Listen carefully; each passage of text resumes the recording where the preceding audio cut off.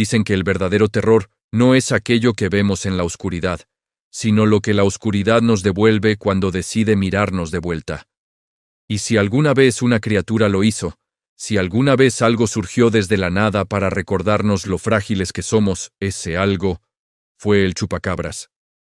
Desde hace décadas en los rincones más silenciosos del continente americano, especialmente en noches en las que el viento arrastra un aroma metálico y la luna parece más grande de lo normal, se ha contado la historia de una criatura imposible. No una bestia común, no un animal que podamos clasificar, sino un depredador que desafía la lógica, la biología y nuestras certezas sobre lo que habita en la Tierra.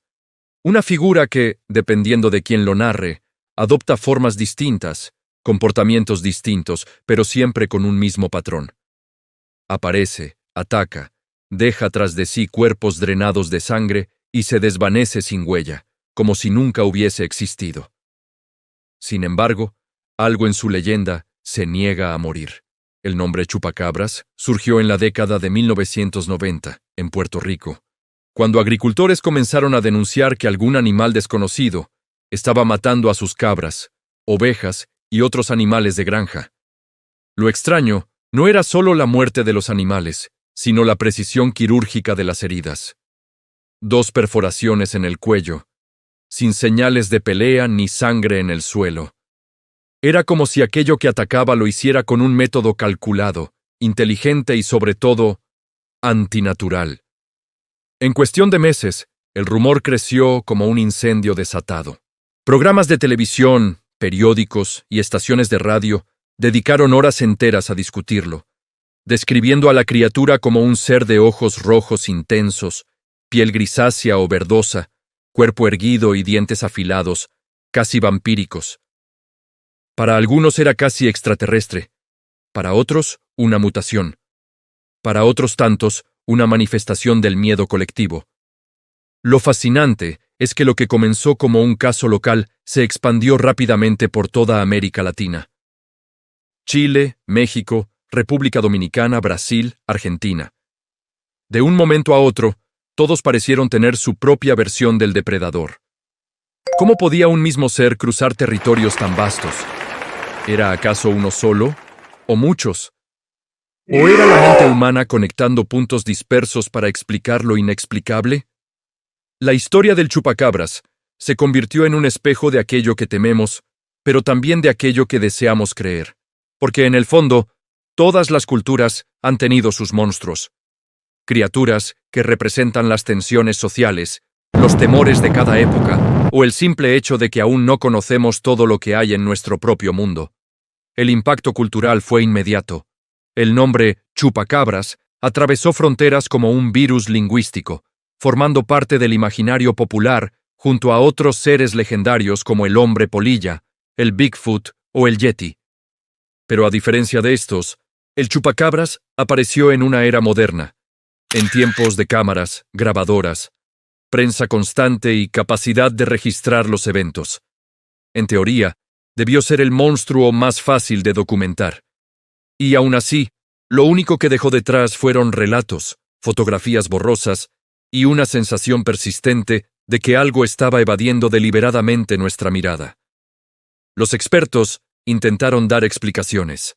Algunos biólogos aseguraron que lo que la gente estaba viendo eran perros o coyotes enfermos, afectados por sarna severa que les hacía perder el pelo y cambiar su comportamiento.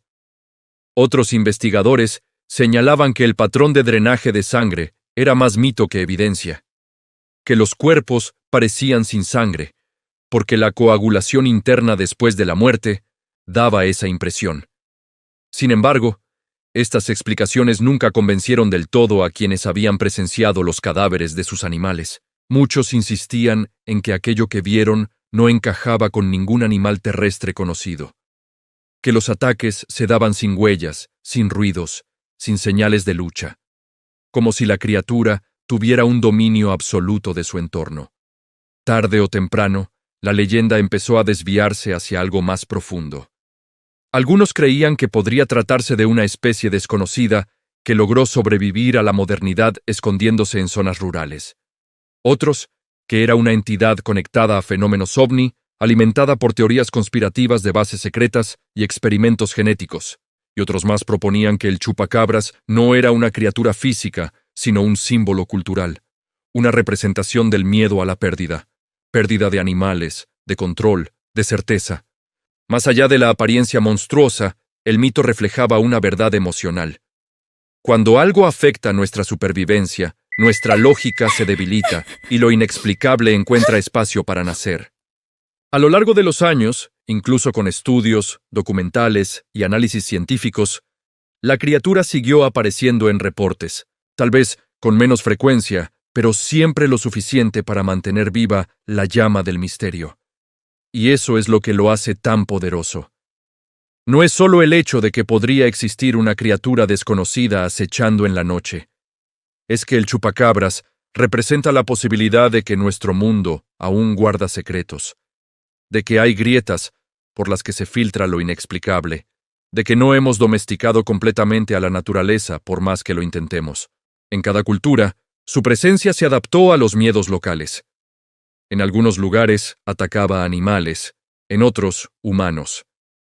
En algunos se volvía más animal, en otros más extraterrestre, y en otros casi demoníaco. A nivel narrativo, su historia se alimentó de la incertidumbre. Porque si hay algo que los humanos tememos profundamente, no es la evidencia clara de un monstruo, sino la ausencia de ella.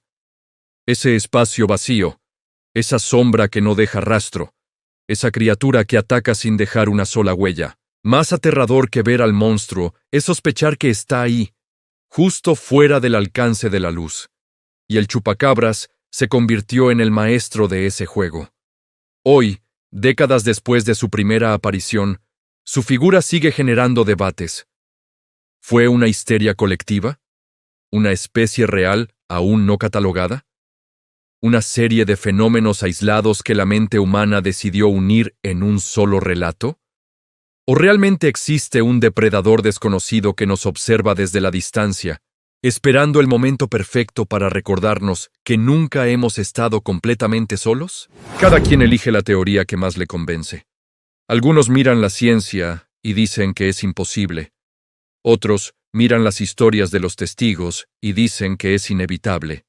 Y en medio de todo esto, la criatura sigue viviendo, no necesariamente en los bosques, sino en nuestra imaginación colectiva. Lo más inquietante es que, a pesar de la falta de pruebas concluyentes, no existe una explicación definitiva para todos los casos atribuidos al chupacabras. Algunos animales simplemente no tenían heridas compatibles con depredadores conocidos. Algunos comportamientos no correspondían a los de coyotes ni perros salvajes.